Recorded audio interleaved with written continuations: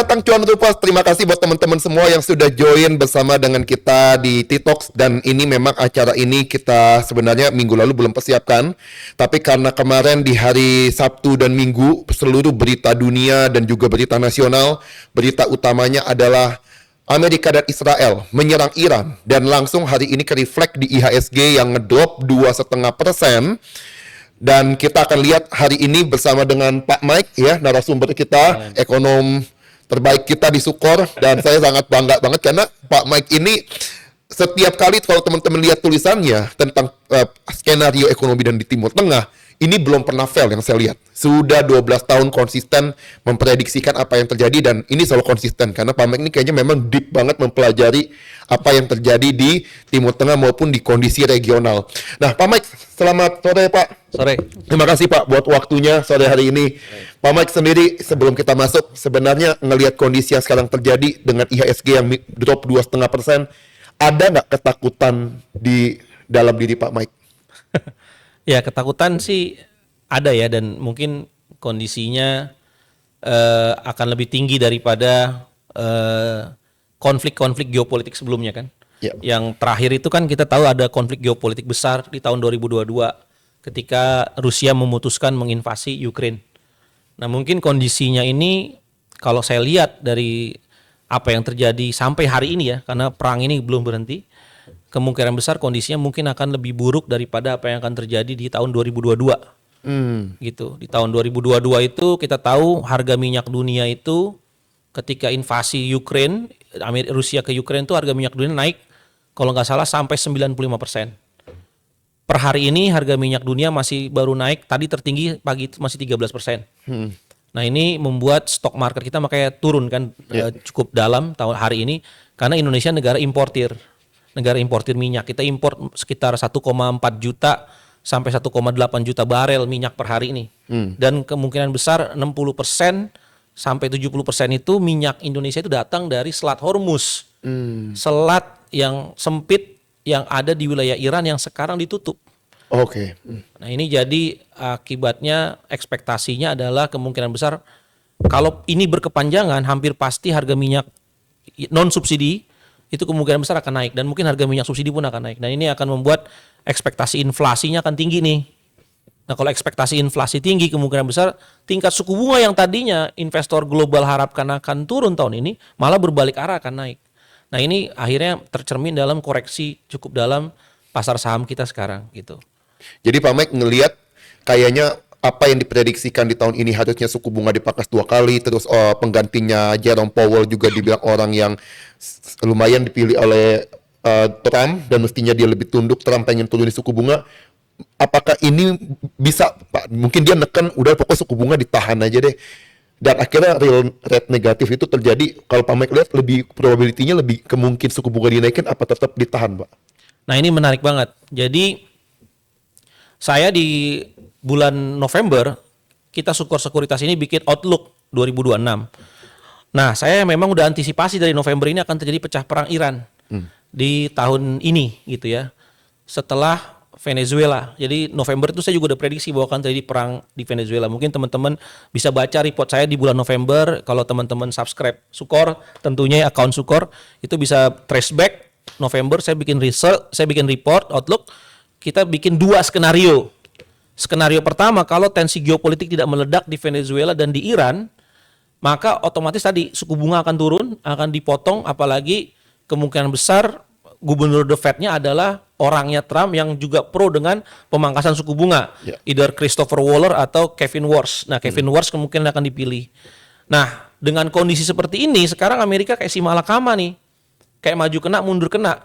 Kalau Kevin Warsh memotong tingkat suku bunga ketika inflasi di Amerika naik, maka yang terjadi adalah tadi, real negative interest rate.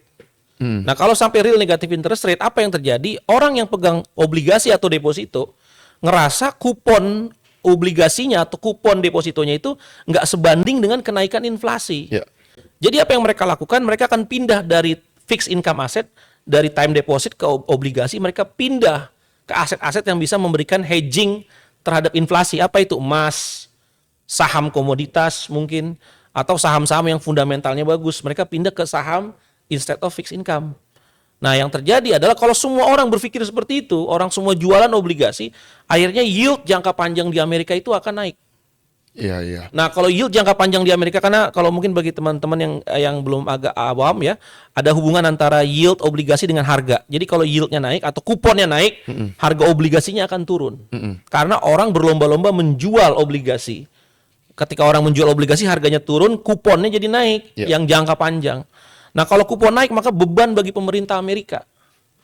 Nah, jadi kalau pemerintah Amerika tidak menaikkan suku bunga, yang terjadi real negative interest rate, di mana kupon obligasi tidak bisa mengejar kenaikan inflasi, itu disebut dengan real negative interest rate, maka orang buang aset fixed income atau obligasi. Di sini, dalam konteks ini, obligasinya Amerika dibuang, maka orang beli emas. Makanya harga emas akan terus skyrocket. Nah, hari ini harga emas tuh naik cukup kencang sekali, hampir 4%. Harga emas naik. Nah, karena orang buang surat utang Amerika atau buang time deposit untuk beli emas. Nah, kalau orang melakukan ini semua, maka yield obligasi jangka panjang Amerika naik, ongkosnya APBN Amerika akan meledak tuh, biaya bunganya akan naik. Iya, betul. Nah, kalau biaya bunganya naik, maka space APBN Amerika nggak bisa tuh untuk nanti mendanai fiskal untuk gaji karyawan, untuk social spending, untuk pendidikan dan sebagainya. Atau dia harus potong military spending. 30% APBN Amerika itu military spending. Nah, jadi si malakama. Tapi kalau dia naikin suku bunga ketika terjadi inflasi nih, terus dia naikin suku bunga, waktu 2022, The Fed itu naikin suku bunga 525 basis. Waktu pecah perang Ukraine, The Fed naikin bunga 525 basis. Apa yang terjadi kalau Henry ingat? 5 regional bank collapse. Iya, ada Silicon Valley Bank. Iya. Ada Silvergate Bank. Betul. Nah, bank itu collapse karena apa? Karena nilai aset US Treasury atau surat utang yang dia pegang itu nilainya turun drastis. Karena bunga naik. Kalau bunga naik tadi harga obligasi turun. Nah, begitu orang mau tarik uang dari bank di Amerika karena harga aset yang dia pegang itu turun, liquidity mismatch. Yang terjadi liquidity crunch. Nah, jadi pilihannya sekarang bagi The Fed adalah dia naikin suku bunga. Berapa besar dia harus naikin suku bunga? Kalau inflasinya naiknya kencang nih, misalkan harga minyak misalkan bisa tembus $100 atau $150 atau bahkan $200 kalau Selat Hormuz ini ditutup berkepanjangan, kalau dia naikin 5% berarti berapa suku bunga Amerika sekarang? Kalau dinaikin 5% ya, 8,75. Kira-kira bisa bertahan nggak Amerika dengan bunga jangka pendek 8,75? Belum lagi kalau corporate bonds Amerika yang ratingnya di bawah corporate government bonds-nya. Kan yang menerbitkan utang nggak cuma pemerintah Amerika kan, tapi juga ada korporasi yang menerbitkan kan. Nah, kalau korporasi ini kan biasanya bunganya lebih tinggi dari bunga pemerintah. Kalau bunga pemerintah aja yang acuan 8,75, berapa bunga korporasi? 10 dalam dolar loh ini, 10%. Sedangkan mungkin gross profit margin si perusahaan tersebut nggak nyampe 10-15%. Maka yang terjadi bisa gagal bayar massal di Amerika. Nah, jadi pilihannya pelik bagi The Fed sekarang nih. Dengan adanya perang ini pilihannya pelik. Dia naikin suku bunga, ancamannya adalah gagal bayar, financial stability-nya terganggu. default di mana-mana. Kalau dia turunin suku bunga, global investor akan buang surat utang Amerika atau buang fixed income asset. Kenapa? Karena nggak menarik. Buat apa saya pegang time deposit misalkan bunganya cuma 3,75%, tapi inflasi real 10-12%. Buat apa? Iya, iya betul. Jadi gini Pak, saya ada jadi kepikiran dua pertanyaan nih Pak. Yang pertama, tadi kan kita ada ngobrol sebenarnya sebelum acara ya teman-teman ya, bahwa Amerika itu udah ngambil minyaknya Venezuela dulu sebelum nyerang Iran supaya dia punya cadangan minyak supaya kalau terjadi Selat Hormuz ditutup, kalau kata Pak Mike ini itu akan membuat dia punya cadangan minyak lebih besar lah, mengamankan posisi cadangan minyaknya nasional mereka. Nah kalau ini terjadi Selat Hormuz ditutup, emang apakah menurut Bapak minyak Venezuela ini cukup untuk menutupi kebutuhan dari Selat Hormuz yang memang sebesar itu sampai 20% minyak dunia Pak? Yang nggak akan cukup karena Venezuela itu cuman produksi 4%. Kalau nggak salah dia 2-4% total produksi minyak dunia. Ekspor ya. Ekspornya cuma 2-4% dari total ekspor minyak dunia. Sedangkan Selat Hormuz ini 20-30%. Jadi tapi untuk kebutuhan Amerika sendiri, karena Amerika itu net eksportir oil, sebenarnya Amerika itu secara energi dia swasembada. Karena dia net eksportir oil. Dia untung tuh kalau harga minyak dunia naik, tapi tetap kenaikan harga minyak dunianya akan dipass through ke konsumen dalam negerinya Amerika dong. Kalau harga minyak dunia naik, pasti kan pengusaha di Amerika lebih better jual minyaknya ke luar negeri daripada ke dalam negeri. Maka otomatis nanti ketika perusahaan-perusahaan di Amerika jual minyaknya ke luar negeri untuk menutupi kekurangan supply 20-30% tadi dari Selat Hormuz, otomatis inflasi di Amerika juga naik nih. Iya betul. Walaupun secara energi dia resilience ya, dia secara energi dia swasembada nih. Tapi tadi balik lagi, harga akan mengikuti harga market. Jadi inflasinya akan naik nih di Amerika. Tapi secara supply dia tetap ada. Secara supply dia bisa untuk memenuhi kebutuhan dalam negerinya sendiri cukup. Saya rasa cukup. Apalagi tambah dengan tadi Venezuela. Tapi untuk di luar Amerika, Eropa, China, Rusia surplus, Asia Tenggara, Indonesia itu problem. Itu jadi problem sekali. Afrika itu jadi problem. Dan akan terjadi hyperinflation di banyak negara. Kalau dengan kondisi ini terjadi kayak gitu. Jadi kondisinya nggak ringan, contoh pas ya, bahwa memang resiko hyperinflation karena tadi Selat Hormuz ditutup ini tuh nggak main-main. Nah, Pak Mike ada hitung-hitungan nggak kira-kira Selat Hormuz ini krusial akan sangat mengerikan nanti pengaruh ke harga minyak kalau ditutup minimal berapa hari ini Pak? Ada hitung-hitungannya nggak Pak? Nah, ini tergantung storage masing-masing negara nih.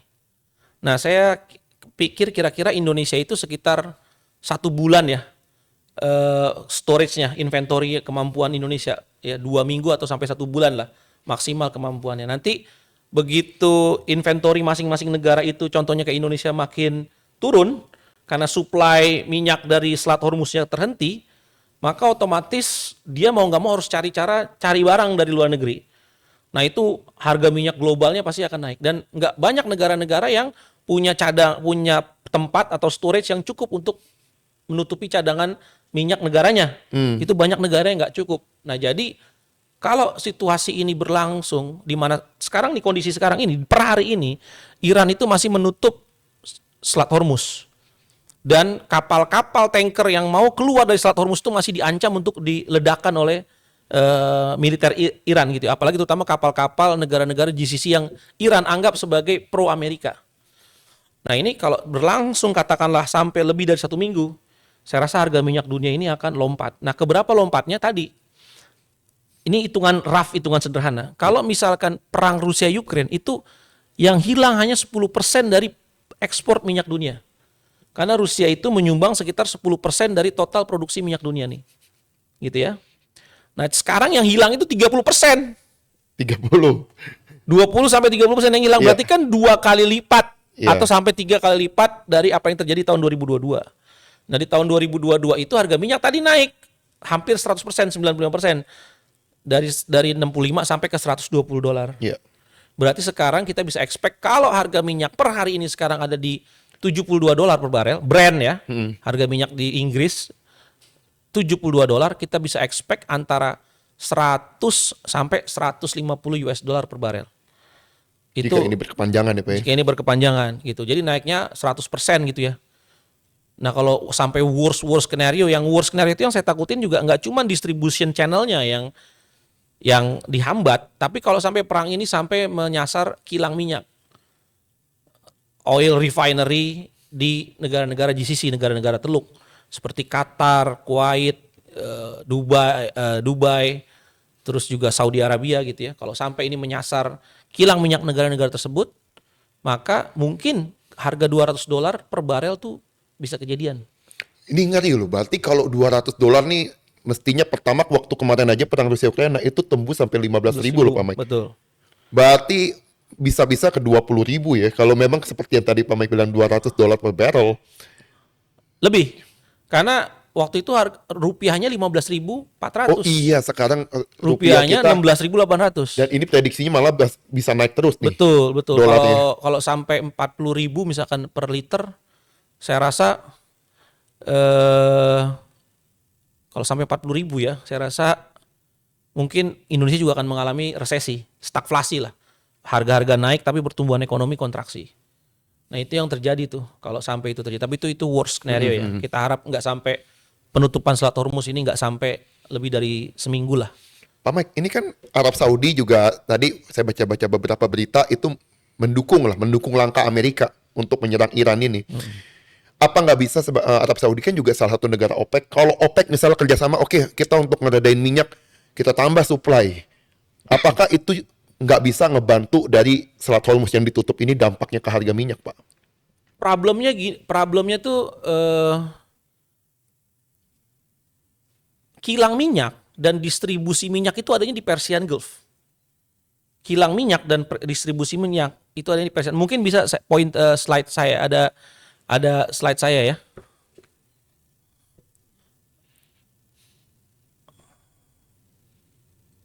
Ya ini mungkin bisa gerak. Jadi di slide saya itu ya. Terus ya next. Nextnya lagi. Oh back ke atas. Sorry kembali ke slide sebelumnya. Kembali ke slide sebelumnya. Back sebelumnya ke slide sebelumnya. Jadi ya kembali ke slide sebelumnya. Ya, kembali ke slide sebelumnya. Nah, ya. Jadi kalau kita lihat itu seluruh kilang minyak yang grafik nomor 3 itu ya, grafik nomor 3. Seluruh kilang minyak Amerika itu, negara-negara Teluk itu menghadap Persian Gulf itu.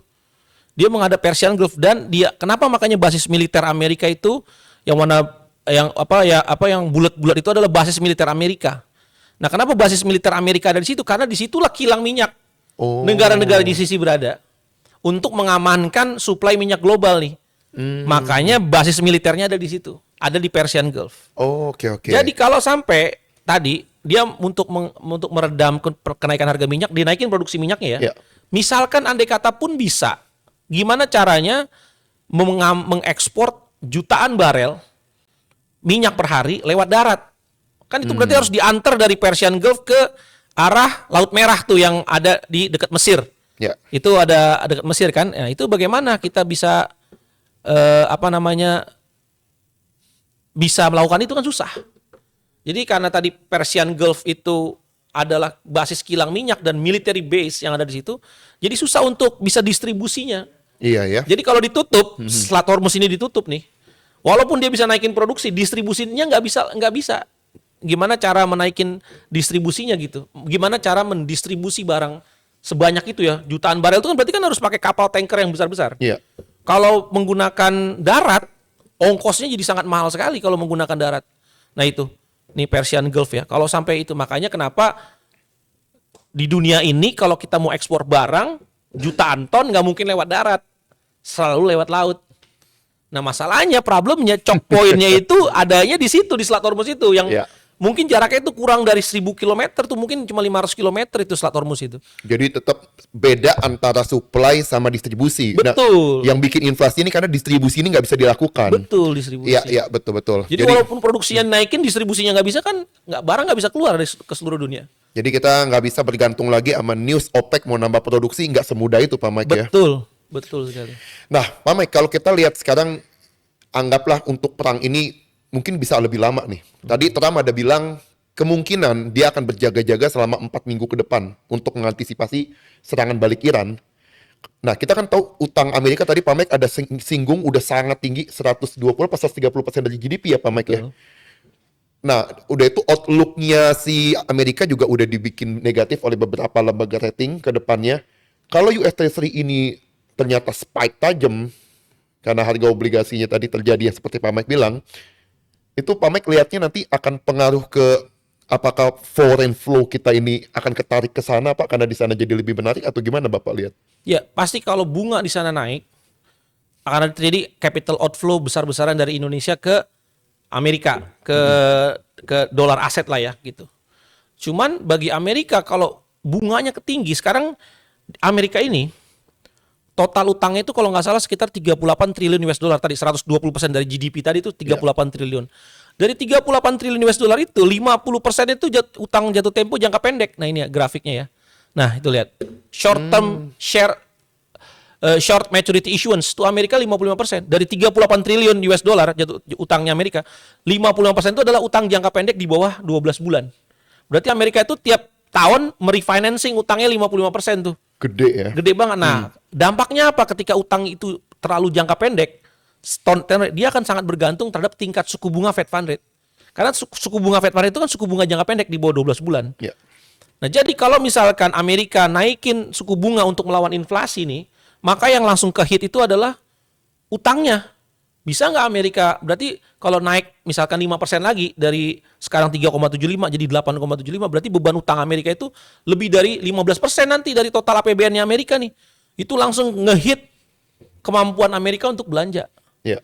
Nah, tapi kalau Amerika tadi balik lagi, kalau Amerika memaksa, the Fed-nya itu dipaksa untuk nggak naikin suku bunga untuk supaya beban bunganya nggak tinggi, yang terjadi apa? Real negative interest rate tadi, investornya yang nggak mau beli. Investor pembelinya ini yang nggak mau. Gitu. Nah, satu-satunya cara yang bisa dilakukan the Fed adalah dia beli surat utang Amerika yang nggak laku. Makanya kalau kita lihat di grafik ini, kepemilikan asing itu kan turun terus. Yang warna merah tuh kepemilikan asing di US Treasury turun terus. Nah, sedangkan di yang naik itu apa? Yang naik itu adalah institution. Institution itu local banks dan dana pensiun, asuransi di Amerika. Nah, yang naik lagi apa? The Fed yang warna hijau. Itu naik terus tuh 20 tahun terakhir naik terus. Nah, the only institutions yang bisa beli surat utang Amerika kalau dibuangin sama asing terus karena nggak menarik bunganya, kalau dia nggak naikin suku bunga, maka adalah Bank Amerika yang beli dan Bank Sentralnya yang beli. Cuman kalau Bank Sentralnya yang beli, maka inflasinya akan makin tinggi lagi. Iya. Gitu. Jadi duitnya udah unlimited Pak ya. Betul gitu. Sekarang kalau Bapak lihat ya, ini turunnya foreign kan udah tinggal 29% nih kalau lihat di grafis. Kemarin kan Amerika mau nyerang Greenland. Akhirnya mau nangkap lah, mau ngambil alih Greenland. Itu kan juga bangsa NATO juga kan. Betul. Denmark dan lain-lain. Apalagi tadi Pak Mike bilang Eropa nih dirugikan karena Selat Hormuz ditutup. Betul. Dia cukup dirugikan. Pak Mike lihat apakah hubungan Eropa sama Amerika ini akan makin renggang sehingga US Treasury akan makin dibuang sama lebih cepat oleh foreign? Bapak lihatnya seperti itu nggak Pak? Iya, sekarang yang terjadi adalah seluruh negara Eropa, ini kan foreign ini kan yang pegang ini yang paling besar Jepang, sama negara-negara Eropa nih yang pegang, ya kalau nggak salah. Oh saya data detailnya saya nggak masukin. Yang pegang terbesar sekarang Jepang, nomor 2 tuh China. Tapi kalau kita gabung seluruh negara Eropa, 27 negara Eropa, itu punya nomor 2 setelah Jepang, surat utang Amerika. Nah sekarang kalau harga minyak dunia naik, terus Amerika nggak naikin suku bunga, maka apa yang dilakukan sama negara-negara Eropa?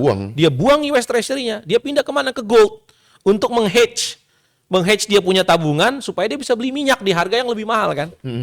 Jadi pressure-nya Amerika ini luar biasa. Nah kalau seluruh dunia nanti malam kan market Amerika mungkin baru buka nanti malam bond marketnya. Ketika dibuka bond marketnya dan kita lihat ada greed sell di US Treasury dengan indikasinya yield di Amerika itu akan lompat, maka ya itu adalah global investor itu yang akan jual untuk mereka minta suku bunga lebih tinggi dari The Fed. Kalau The Fed yang nggak ngasih, mereka akan jual lebih banyak. Nah kalau itu yang terjadi, maka Amerika akan mengandalkan internal sources-nya untuk mendanai defisit APBN. Lewat The Fed tadi? Lewat The Fed. Kalau dia mendanainya melalui internal resources-nya, lewat internal resources-nya, yang terjadi adalah inflasi di Amerika. Apalagi Amerika negaranya current account deficit. Saya ada nggak ya datanya? Amerika itu negaranya current account deficit. Nah ini datanya. Amerika itu, kalau Indonesia current account defisitnya kecil, 0,1%. Itu aja rakyat kita udah sering mengkritik pemerintah kan. Iya, iya. Wah Indonesia itu negara importir current account deficit terus gitu. Nah kalau kita lihat ini Amerika. Amerika itu, mana? Nah ini current account defisitnya di Amerika nih. Nah itu yang warna biru tuh yang sebelah kanan paling pojok itu. Amerika itu karena account defisitnya minus 4% sampai minus 6% setiap tahun. Jauh ya di atas Jadi dia Indonesia. butuh import at least 4% sampai 6% dari dia punya GDP itu dia saking dia import duit dan barang dari seluruh dunia tuh. Dia. Nah, kalau ini tidak ada pembelinya surat utang Amerika, maka dia harus mendanai defisit current account ini dari internal resources, internal pendanaan dia sendiri kan. Yang terjadi adalah inflasinya berbalik ke Amerika. Maka pola inflasi 2022 yang terjadi waktu perang Ukraine itu akan terjadi dengan skala yang lebih besar di Amerika. Sekarang aja inflasi akibat perang Ukraine itu belum benar-benar turun kan di Amerika. Sekarang inflasi di Amerika itu masih terakhir 2,4% kalau nggak salah ya inflasi di Amerika. Nah ini belum balik ke level 2%. Nah ini masih 2,8%. Berarti Pak Mike, kalau 2022 Amerika tuh masih punya senjata suku bunga dekat 0%. Betul. Dia bisa naikin. Betul. Lah sekarang udah tinggi begini. Betul. Dia mau apain lagi Pak Mike? Ini apa monetary-nya memang udah senjatanya udah mati Pak Mike? Lihat tinggal harapan terakhirnya Bank Sentral yang bantu. Betul. Dan akhirnya adalah bank sentralnya akan beli. Tapi kalau bank sentralnya beli, maka terjadilah yang namanya monetary debasement. Apa itu Pak? Monetary debasement adalah kondisi di mana nilai intrinsik uang itu hilang terhadap barang secara sengaja, disengaja oleh bank sentral. Jadi kalau di Indonesia itu namanya devaluasi. Kita berkali-kali Indonesia itu melakukan devaluasi mata uang terhadap dolar kalau konteksnya Indonesia. Cuman kalau dolar ini kan mata uang yang di-anchor sama mata uang lain. Dolar ini adalah benchmark mata uang fiat currency lain kan. Nah pertanyaannya kalau dolar ini mau mendevaluasi dirinya, dia mendevaluasi dirinya sama siapa? Oh iya benar. Pertanyaannya, dia mau mendevaluasi dirinya sama Uni Eropa, sama Euro. Nanti Euro mendevaluasi lagi dirinya sama dolar. Nggak ada ujungnya, itu yang disebut dengan currency war kan. Ya. Sekarang dolar ini mau kalau misalkan berarti nanti Bank Sentral Amerika yang beli, berarti dia mendevaluasi dirinya sama emas. Mari kita lihat nih harga emas lompatnya luar biasa kan. Nah ini waktu kondisi sekarang, harga emas itu sekarang ada di level 5.400 tadi saya lihat. Begitu pecah perang, waktu belum perang masih 5.200-an. Sekarang udah 5.400. Ini real interest rate-nya Amerika masih positif nih. Itu yang warna biru. Iya. Harga emas yang warna orange tuh, yang sebelah kanan, grafik. Nah, bagaimana kalau sampai nanti inflasinya lebih tinggi daripada suku bunga nominalnya, berarti kan negatif real interest rate. Berarti harga emasnya akan lompat luar biasa. Nah, Amerika berarti akan melakukan monetary debasement terhadap gold atau precious metal lainnya, contoh silver. Makanya kita silver harganya naik gila-gilaan selama setahun 2 tahun terakhir kan. Emas pun naik gila-gilaan. Artinya sebenarnya Amerika ini sekarang lagi melakukan devaluasi mata uangnya tapi terhadap gold. Karena dia mata uangnya adalah mata uang benchmark dunia, maka dia mendevaluasinya sama komoditas real, yaitu emas dan perak. Problemnya adalah kalau Amerika mendevaluasi mata uangnya terhadap emas dan perak, seluruh dunia sekarang udah pintar. Bank sentral di dunia ini dari beberapa tahun terakhir itu udah mengumpulkan emas. Makanya yang mendorong harga emas naik ini adalah bank sentral. Demand terhadap bank sentral tuh kita lihat ya. Demand gold terhadap bank sentral itu naik semua. Karena bank sentral di seluruh dunia ini tahu bahwa Amerika sedang melakukan monetary debasement nih. Jadi instead of dia membeli surat utang Amerika, makanya tadi kepemilikan asing di surat utang Amerika turun terus. Iya. Dia shifting cadangan devisanya ke emas. Karena bank sentral ini pada tahu Amerika melakukan monetary debasement untuk menjaga daya beli cadangan devisa masing-masing bank sentral, maka mereka beralih ke emas. Nah, kalau Amerika melakukan debasement lagi tahun ini, karena dia nggak bisa ngapa-ngapain, semua mentok, naikin bunga gagal bayar, nggak naikin bunga surat utangnya dibuang, dan dia QE untuk membeli surat utang yang nggak laku, maka bank sentral di seluruh dunia pinter, dia beli emas. Nah, kalau dia beli emas, makin dibuang dolar aset. Iya. Nah ini yang menjadi vicious cycle namanya. Jadi emas naik, surat utang dibuang, bank sentralnya step in, beli, emasnya naik lagi, surat utangnya dibuang lagi, Dibeli bank lagi, sentral lagi bank beli lagi. Akhirnya yang terjadi ini adalah secular. secular inflations. Ini yang menyebabkan hyperinflations. Kayak Ngeri ya. gitu. Ini yang menyebabkan hyperinflation. Makanya bank sentral di seluruh dunia ketika terjadi inflasi, stance-nya itu harus hawkish. Stance-nya itu harus naikin suku bunga. Tujuannya apa? Supaya orang percaya tetap megang fiat currency. Kenapa orang percaya pegang fiat currency? Karena bunganya naik lebih tinggi ketika terjadi inflasi. Dan bunga akan turun ketika terjadi deflasi. Nah, jadi nilai intrinsik dari fiat currency itu ada di suku bunga. Tapi ketika suku bunga nggak lagi interlink dengan inflasi, nggak lagi matching dengan inflasi, maka orang nggak percaya dengan fiat currency. Nah, itu kondisi yang sekarang terjadi dalam US dollar. Dolar ini sebenarnya crash, tapi crashnya terhadap gold. Kalau kita bandingin daya beli dolar terhadap emas itu udah turun berapa? 100% kan kalau kita Ya. bandingin dari 2019. Jauh ya. Nah, Pak Mike, aku jadi kepikiran tadi kan kalau kita lihat kondisinya dengan sekarang US Treasury banyak dibuang oleh foreign, terus juga sekarang yield mestinya akan naik lagi nih Pak Mike kalau kita lihat ya yield karena kan dibuang terus nih. Iya. Apakah kalau the Fed beli tujuannya untuk jaga yieldnya tetap atau Pak Mike lihat yield Amerika ini akan kemana arahnya? Nah, kalau nggak dijaga, yieldnya Amerika, mungkin sekarang yieldnya Amerika kan di 3,9 yang 10 tahun ya.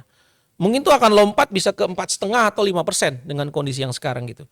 Cuman kalau 4,5 atau sampai 5% ideal nggak bagi ekonomi Amerika? Karena itu langsung ngehit bunga KPR kan. Ya. Bunga KPR di Amerika langsung lompat karena bunga KPR tuh diikat sama yield obligasi di Amerika yang 10 tahun. Nah, apakah dengan bunga KPR naik apakah menghancurkan properti sektor di Amerika? Nah, itu juga jadi perhitungannya The Fed tuh. Jadi mungkin The Fed akan melakukan yang namanya yield curve control.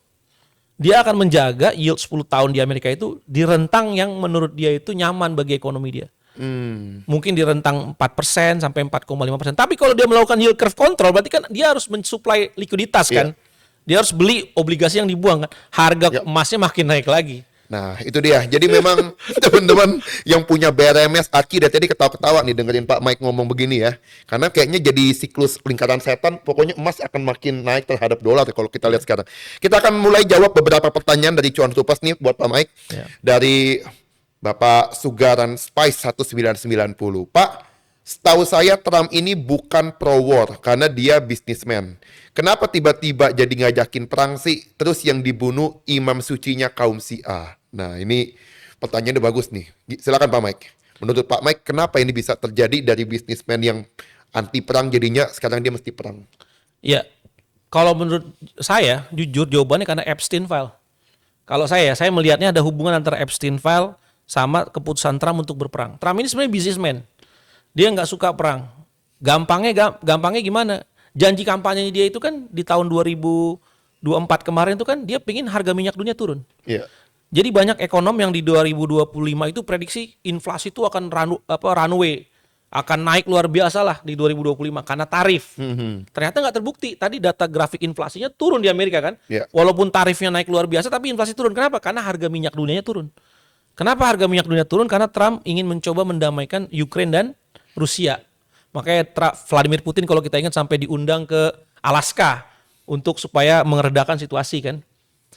Dan juga dia menarik pasukan dari Irak dan sebagainya. Nah, itu menyebabkan harga minyak dunia tahun lalu turun 23%. Makanya nggak ada inflasi walaupun ada tarif. Karena kenaikan tarif di offset. Nah, tiba-tiba Trump ini kenapa balik badan? Padahal di bulan Oktober kalau nggak salah, Agustus atau Oktober ya, itu ada midterm election di Amerika, pemilu sela. Iya. Nah, kalau sampai harga minyak dunia naik luar biasa gara-gara perang Iran ini, tentu otomatis Republikan akan kalah di Kongres dan Trump itu akan jadi macan ompong nih 2 tahun ke depan. Karena setiap kebijakannya pasti akan dihalangi atau diserang oleh Kongres Amerika yang akan dikuasai oleh Demokrat misalkan. Atau Epstein file yang katanya 1.000 kali namanya disebut, itu akan dibuka oleh Kongres Amerika dan Trump bisa diimpeach oleh Demokrat.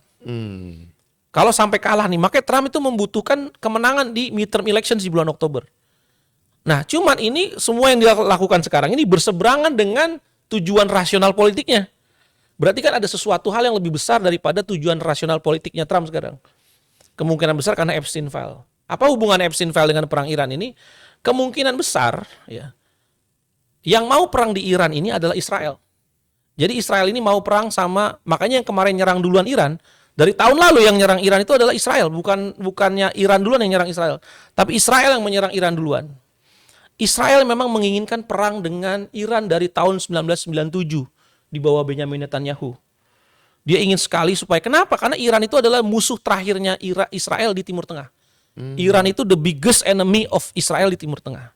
Tapi Israel itu nggak bisa menang sendirian kalau perang dengan Iran. Kenapa? Secara penduduk Iran jumlahnya 90 juta, Israel mungkin sekitar 6 juta orang. Jauh ya. Jauh gitu. Dan secara strategik, secara lokasi dan sebagainya sangat sulit lah bagi Israel untuk bisa menang lawan Iran. Nah, rezim Iran ini adalah rezim yang nggak pro dengan kebijakan Israel. Iran itu negara yang tidak mau menandatangani Abraham Accord. Abraham Accord itu adalah suatu perjanjian di tahun 2016 yang dibuat oleh Donald Trump supaya negara-negara Arab itu mau mengakui Israel sebagai sebuah negara. Nah, karena ada Epstein File ini, mungkin Epstein File ini akan digunakan oleh Israel memblackmail Donald Trump. Makanya Epstein File itu kan meledak di bulan November tahun lalu.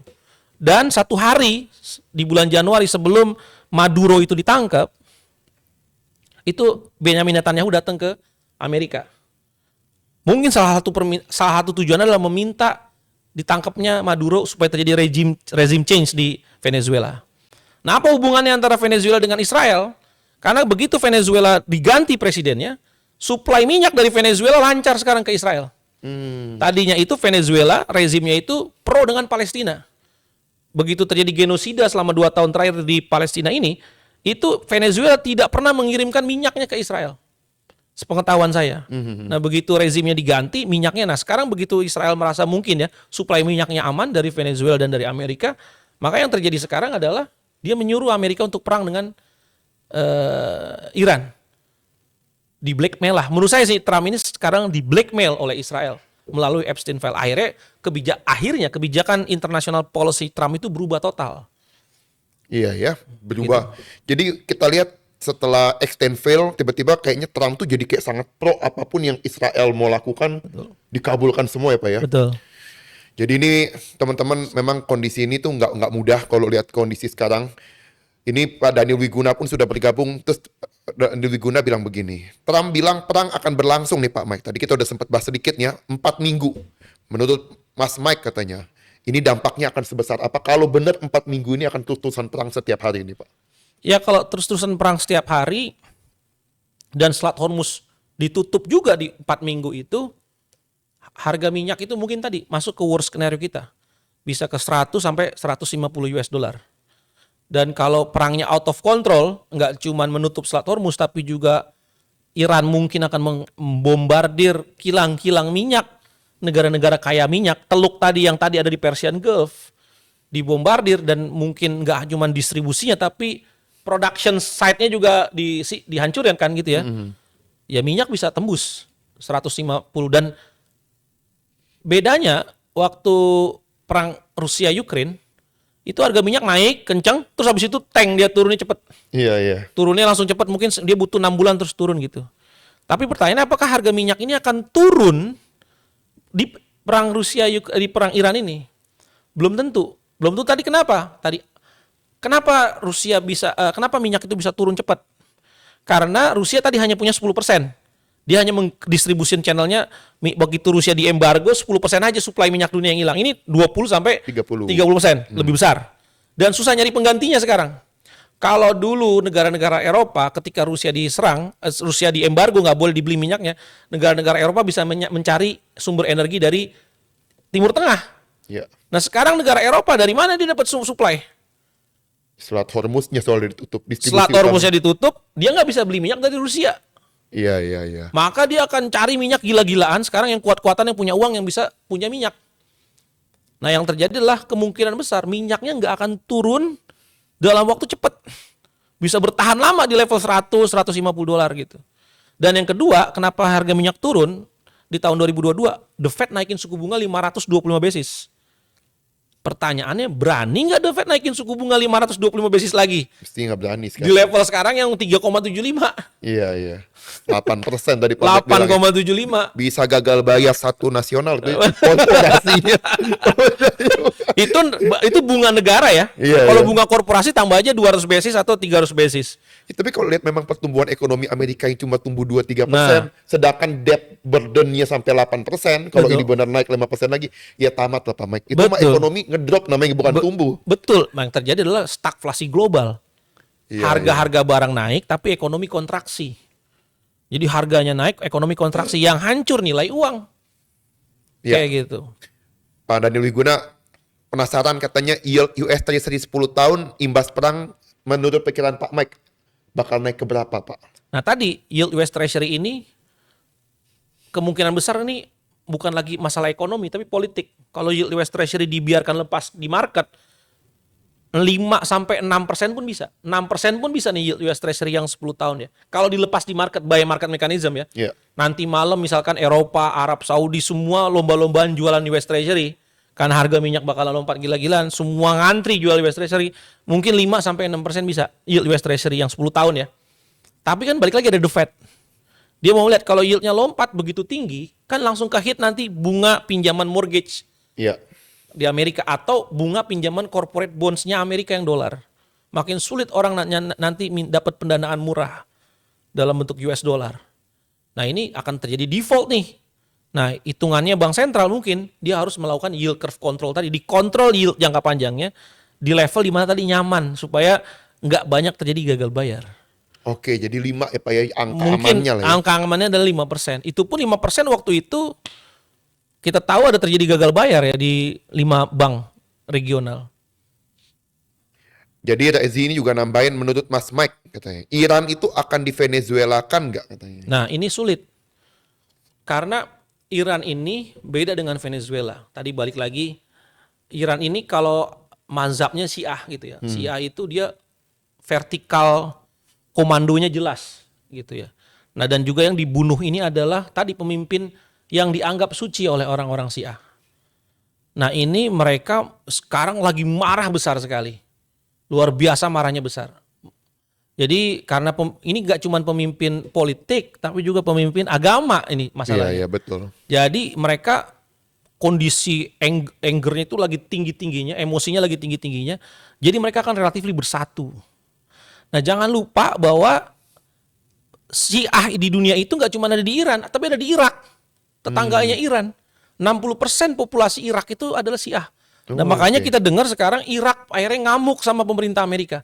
Karena kan sekarang kan Irak itu kan dikontrol sama Amerika sejak tahun 2004. Terus Trump tahun 2019, tahun 2016 kalau nggak salah tarik pasukan dari Irak. Nah jadi sekarang Irak ini tanpa penjagaan Amerika sebenarnya.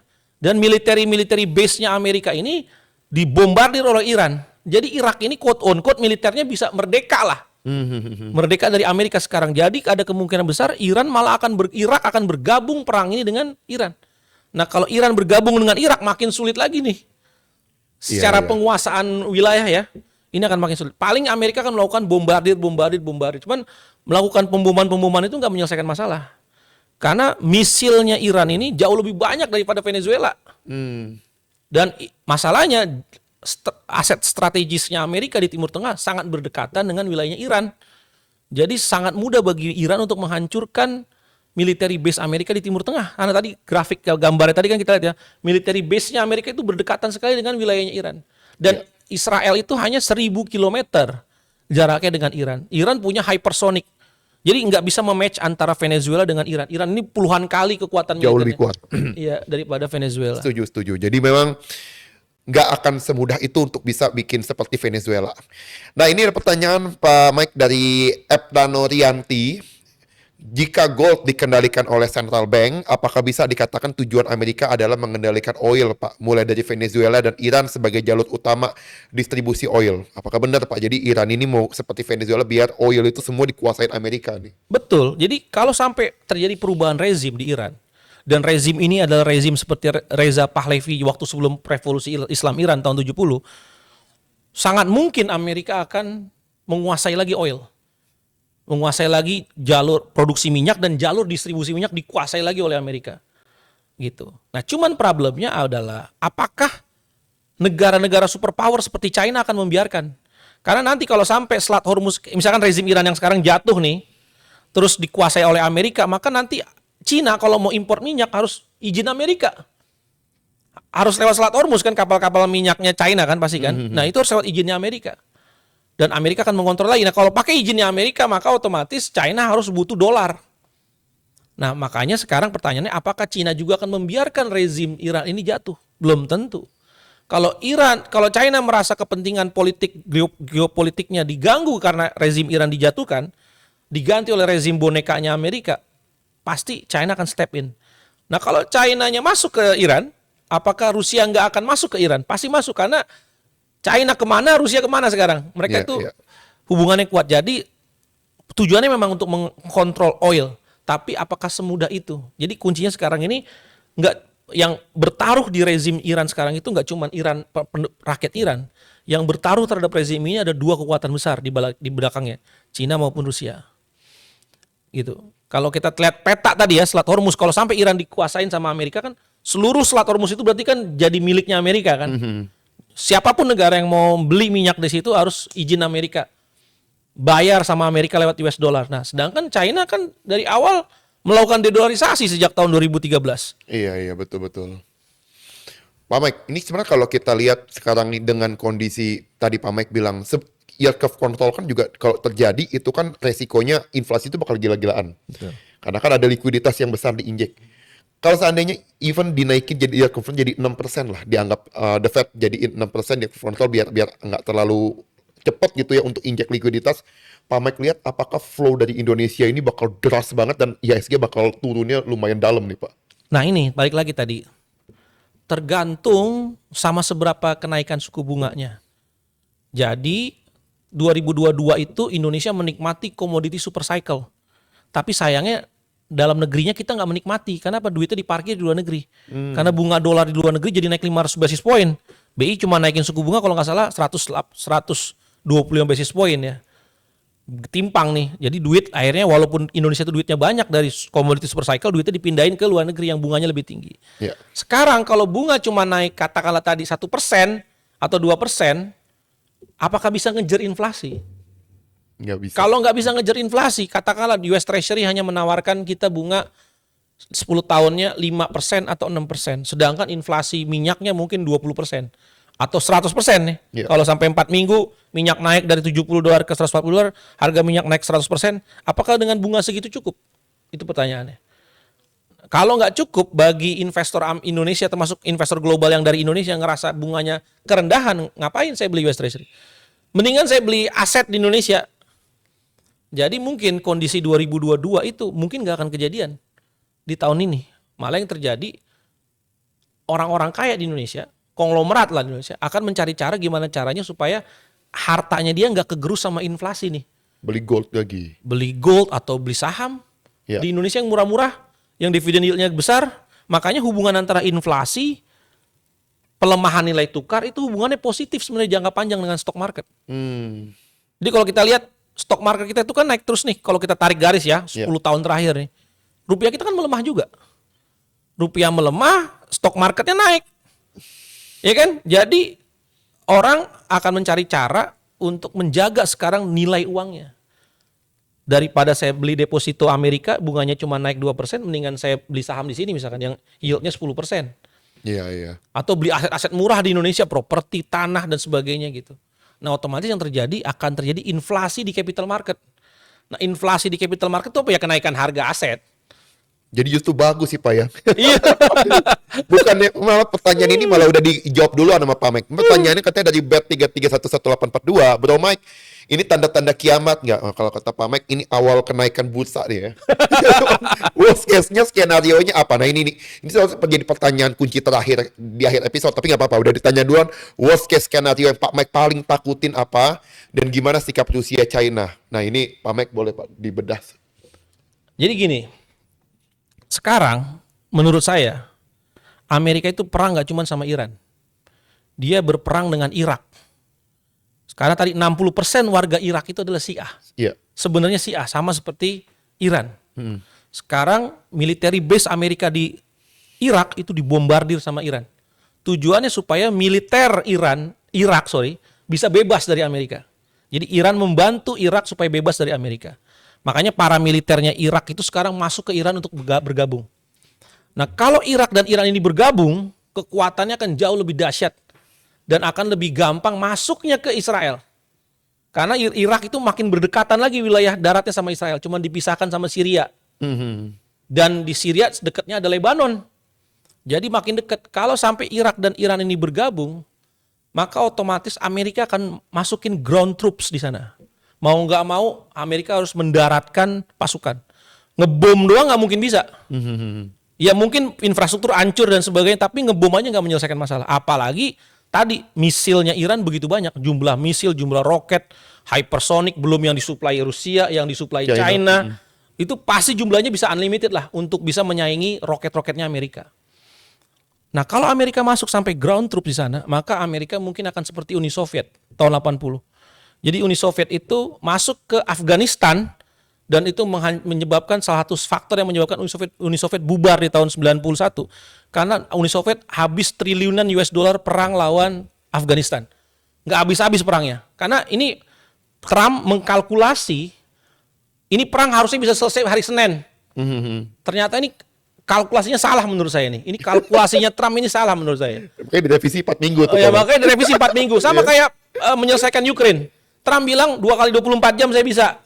Sampai detik ini Ukraina sama Rusia masih perang. Nah ini sama, ini menurut saya Trump salah hitungan. Dan memang tujuan dari Israel mengajak Amerika supaya yang berperang di Timur Tengah itu bukan Israel, tapi Amerika. Jadi Israelnya behind the curtain. Yang perang itu Amerika di Timur Tengah.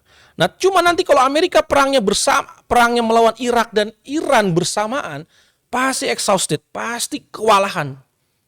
Nah kalau kewalahan, di ujung-ujungnya nih kalau segala cara dipakai nggak bisa mengganti rezim, perang makin parah. Contoh Rusia lah. Rusia perang sama Ukraine, dipikir Ukraine selesai dalam waktu cepat kan. Ternyata enggak kan. Akhirnya Rusia juga exhausted kan. Kecapean juga kan dia. Semua sumber daya udah dipakai dan sebagainya. Akhirnya ujungnya apa? Ngomongin apa? Nuklir. Kalau nuklir dipakai ujungnya di Timur Tengah untuk menyelesaikan perang ini, untuk mengganti rezim di Iran, dipakailah nuklir, diledakkanlah bom nuklir. Endgame. Crossing the line. Udah crossing the line, maka nanti Rusia bilang kalau Amerika bisa ledakin nuklir di Timur Tengah, kenapa saya nggak bisa ledakin nuklir di Ukraine? Dan kalau China melihat ini kok kondisinya udah out of control, kenapa saya nggak bisa ngambil Taiwan? Maka yang paling saya khawatirkan adalah Taiwan, karena Taiwan tuh berdekatan sama Indonesia. Ada di Pasifik. Ya kan? Jadi kalau misalkan China merasa ini udah gerah dia melihat situasi dunia kayak begini, kenapa saya nggak ambil aja? Dan ingat, kalau nggak salah itu Xi Jinping pidato akhir tahunnya Desember dibilang tahun ini adalah tahun reunifikasi China. Taiwan akan gabung lagi sama China. Akan digabung by force, by coercions atau by peace. Jadi kalau China melihat ini diambil. Kalau Taiwan kena lagi supply shock kita, semiconductor yang hilang, chips, electronics, mahal semua langsung. Mahal semua. Nah itu makanya kapan China? Pertanyaan besar adalah kapan China dan Rusia masuk ke Iran kalau sampai Amerika dan Israel menggunakan senjata nuklir.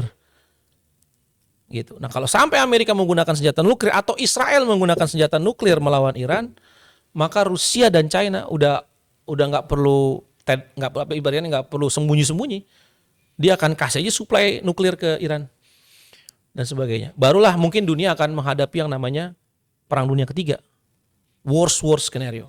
Oke, jadi worst scenario, tapi ini masih jauh kan Pak Mike ya? Nih pasti udah pada deg-degan ini. Karena memang semua Pak Mike ngomong itu, semua narasinya itu sesuai ya dengan apa yang kita pikirkan juga. Kalau bisa terjadi perang ini juga banyak orang kan bikin Amerika cuma gertak kemarin kan Pak Mike kan. Analis bilang nggak akan mudah lah nyerang Iran, tapi ternyata sekali tembak langsung kenanya kepalanya kan. Betul. yang gugur. Makanya ini banyak yang di luar prediksi. Pak Mike lihat sebenarnya 2026 ini peluang apa Pak sebagai investor yang bisa diambil di saat kondisi ini? Apakah masuk ke sahamnya cicil aja bertahap, atau Pak Mike lihat justru ini all in aja ke emas, karena memang emas ini, apalagi sektor emas ini masih seksi banget ke depannya. Pak Mike lihatnya gimana? Di outlook saya di bulan November tahun lalu, saya udah bikin 2 skenario kan. Kalau sampai terjadi perang Iran atau nggak terjadi. Kalau sampai terjadi perang Iran, kita harus heavy di commodity sektor. Heavy commodity. Karena yang terjadi, karena judul slide saya itu kan grabbing the opportunity from monetary debasement. Jadi memang saya udah expect tahun ini akan terjadi penurunan nilai uang secara sengaja oleh Amerika. Jadi Amerika akan secara sengaja menghancurkan nilai intrinsik uangnya untuk membayar utangnya. Gitu. Dengan perang atau tanpa perang, dengan adanya perang ini makin worse lagi kondisinya, dia harus menghancurkan nilai intrinsik uangnya untuk membayar utang-utangnya dan bunga utang yang nanti nggak karuan naiknya karena harga minyak. Nah kalau ini yang terjadi, sektor yang paling untung tuh komoditas, karena komoditas akan menyerap inflasi pasti kan. Iya. Komoditas itu akan menyerap inflasi. Kalau sekarang saham-saham komoditas ini mungkin kalau ada yang valuasinya mahal, why not? Kenapa nggak lebih mahal lagi? Kalau harga komoditasnya naik lebih tinggi lagi kan dia berarti kan ekspektasi cash flow-nya lebih Iya. tinggi lagi. Nah, selain komoditas, saya lihat yang paling mungkin bisa terjadi itu adalah saham secara general itu akan naik. Properti, ya. Eh, Perusahaan-perusahaan yang punya aset besar, aset banyak, tanah, yang punya tanah, yang punya aset besar, yang utangnya kecil, itu kemungkinan besar dia akan naik. Kenapa? Karena kalau inflasi, yang menyerap inflasi itu kan aset. Pelayaran juga dong, Pak. Iya. Karena Selat Hormuz tutup pengaruh. Mungkin jadi mahal kan? Iya, iya. Jadi produk revenue jadi tinggi bisa. Jadi pokoknya segala sesuatu menurut saya properti juga harusnya bagus. Terus banks kita kan juga dia punya aset kan? Kebanyakan bank kita kan meminjamkan kredit, kolateralnya jaminannya aset. Jadi kemungkinan besar kalau sampai terjadi hyperinflation karena perang ini, pasti saham juga ikut, pasar saham pasti naik. Karena pasar sahamlah yang menyerap inflasi. Jadi dua tuh yang menyerap inflasi, komoditas, di dalam ini ada gold, ada macam-macam kan, metal, perak dan batu bara dan sebagainya. Yang kedua saham as general ya. Contoh Turki itu inflasinya kan ribuan persen kan, karena mata uangnya hancur kan. Iya. Stock marketnya juga naik ribuan persen. Jepang, mata uangnya kan hancur 2-3 tahun terakhir kan. Stock marketnya kan naik juga luar biasa. Iya, betul-betul. Pak, ini mungkin udah tinggal 5 menit nih ya, teman-teman ya live-nya. Mungkin saya mau tutup pertanyaannya ini nih, Pak. Donald Trump ini di periode berikutnya, menurut Bapak masih ada potensi menang? Karena Amerika tuh saya lihat juga banyak terjadi kemarahan dengan penyerangan ini, kerugian yang dialami Amerika jadi besar sekali sekarang. Tadi Bapak cerita beban utang, dilema the Fed dan lain-lain, itu kan masalah ke ekonomi besar nih sekarang, Pak. Kalau dia kalah seandainya di dalam Pilpres berikutnya, apakah ini jadinya bisa jadi kunci nanti berdamai lagi Iran dengan Amerika dan akan membuat semuanya jadi jauh lebih stabil? Pak Mike lihatnya gimana? Iya, kalau sampai Trump itu kalah di midterm elections, mungkin situasinya akan lebih tenang ya, lebih tone down ya situasi. Karena Demokrat akan, dan mungkin aja sangat mungkin Donald Trump di-impeach tahun ini. Sangat mungkin dia dijatuhkan gitu. Karena kalau nanti Demokrat yang menang di Kongres bulan Oktober, terus dibuka Epstein file dan terbukti Donald Trump itu quote on quote beneran pedofil gitu ya, dan terbukti secara hukum, dia harus dipenjara, harus di-impeach oleh Kongres di Amerika, diturunin jadi presiden. Nah kalau itu yang terjadi mungkin situasinya akan lebih tenang nih.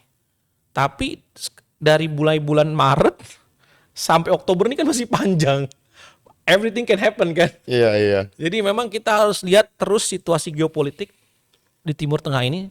Setiap hari kita harus cek, setiap hari kita harus prepare. Tapi yang pasti sekarang kalau kita punya uang tabungan, sebaiknya kita beli saham yang bagus, komoditas. Ya. Saham yang bagus fundamentalnya, komoditas salah satunya mungkin gitu ya. Sektor komoditas saya sangat suka sekali itu ya. Itu kita beli gitu. Untuk menjaga daya beli tabungan kita jangan sampai hilang ketika terjadi hyperinflation gitu. Jadi itulah teman-teman contoh pas konklusi terakhir dari Pak Mike ya. Tadi kita udah sangat panjang pembahasan kita dari awal bahwa Selat Hormuz ini ditutup, ini nggak perlu lama kata Pak Mike. Bahkan hanya dalam hitungan 1 bulan aja kita lihat 60% Pertamina punya cadangan minyak Pak ya, itu dari Selat Hormuz. Otomatis ini kalau sampai lebih dari 4 minggu seperti kata Trump, harga minyak bisa sangat tinggi sekali naiknya dan itu bisa pengaruh ke inflasi yang sangat besar.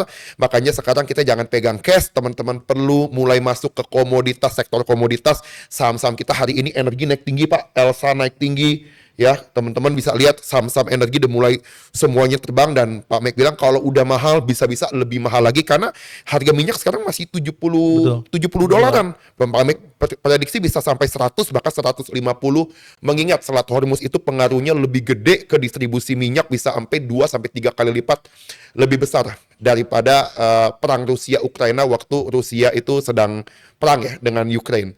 Jadi teman-teman itu saja kesimpulan terakhir dari Pak Mike. Dan teman-teman bisa nanti kalau memang rasanya tertarik untuk kita bikin pembahasan lebih lanjut, apa topik apa yang menarik, silakan komen di Instagram Sekuritas. Nanti Pak Mike bisa kita undang lagi untuk membahas lebih dalam. Karena memang kalau Pak Mike yang ngomong 1 jam nggak berasa. Saya kaget lah, udah 1 jam. Saking serunya dengar Pak Mike kalau udah bicara. Terima kasih sekali lagi Pak Mike. Iya. Dan juga thank you buat semua teman-teman Cuan Tupas yang udah setia mengikuti acara kita di Detox pada sore hari ini. Sampai ketemu lagi di Detox kita berikutnya.